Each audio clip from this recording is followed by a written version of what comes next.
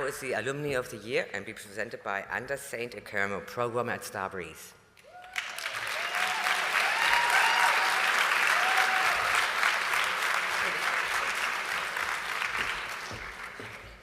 Hello. This award won't actually go to any of the students or any of the exhibitors out there, so you can take this moment to relax and sit down. The Alumni of the Year award goes to a former student of the game program who has, during the following year,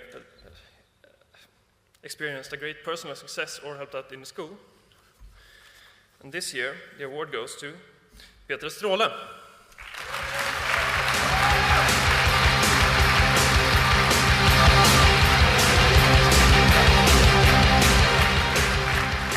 Now, Peter unfortunately couldn't make it because he is a successful person.